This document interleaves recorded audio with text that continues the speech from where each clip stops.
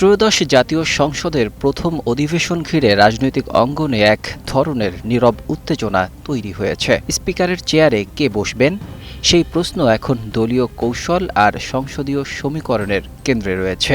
আলোচনায় উঠে এসেছে বাংলাদেশ জাতীয়তাবাদী দল বিএনপির দুই শীর্ষ নেতা, ভাইস চেয়ারম্যান ও সুপ্রিম কোর্টের জ্যেষ্ঠ আইনজীবী অ্যাডভোকেট জয়নুল আবেদিন এবং স্থায়ী কমিটির সদস্য ডক্টর আব্দুল মুইন খান। বিশ্বের নানা প্রান্ত থেকে রেমিটেন্স লেনদেনে নগদ নিয়ে এলো হার না মানা হার অফার। সর্বনিম্ন 10,000 টাকার রেমিটেন্স নগদে পাঠালে স্বর্ণের হার জেতার সুযোগ। ২৬শে ফেব্রুয়ারি সংসদের প্রথম অধিবেশনে স্পিকার নির্বাচনের প্রক্রিয়া সম্পন্ন হওয়ার কথা। তার আগেই নাম চূড়ান্ত হতে পারে বলে সংশ্লিষ্ট সূত্রের ইঙ্গিত রয়েছে। তবে চমকটা এখানেই, দলের ভেতরে নীরব আলোচনায় শেষ মুহূর্ত পর্যন্ত সমীকরণ বদলে যেতে পারে। জয়নুল আবেদিন দীর্ঘদিন ধরে সুপ্রিম কোর্টে আইন পেশায় যুক্ত। সাংবিধানিক ব্যাখ্যা, প্রক্রিয়াগত প্রশ্ন এবং সংসদীয় বিতর্ক সামলাতে তার দক্ষতার কথা ঘন ঘন শোনা যাচ্ছে।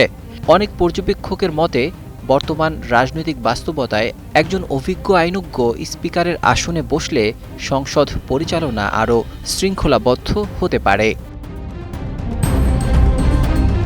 অন্যদিকে নরসিংদী ২ আসন থেকে ৪ বার নির্বাচিত ডক্টর আব্দুল মুইন খানও কম শক্তিশালী নন। ঢাকা বিশ্ববিদ্যালয়ের সাবেক শিক্ষক, দীর্ঘ রাজনৈতিক অভিজ্ঞতা এবং তুলনামূলক গ্রহণযোগ্য ভাবমূর্তি তাকে আলাদা মাত্রা দিয়েছে।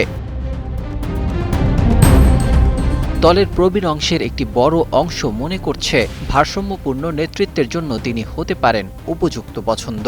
স্পিকারের পদটি কেবল আনুষ্ঠানিক নয়, অধিবেশন পরিচালনা, কার্যপ্রণালী বৃদ্ধি, প্রয়োগ এবং সংসদীয় শৃঙ্খলা রক্ষায় এই দায়িত্ব অত্যন্ত গুরুত্বপূর্ণ।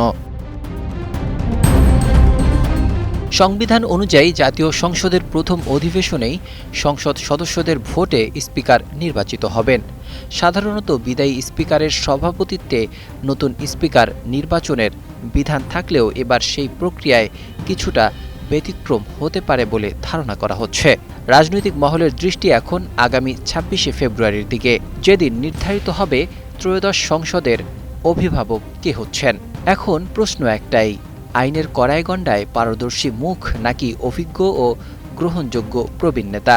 ২৬শে ফেব্রুয়ারি হয়তো মিলবে সেই প্রত্যাশিত উত্তর। ডেস্ক রিপোর্ট, ২১শে টেলিভিশন।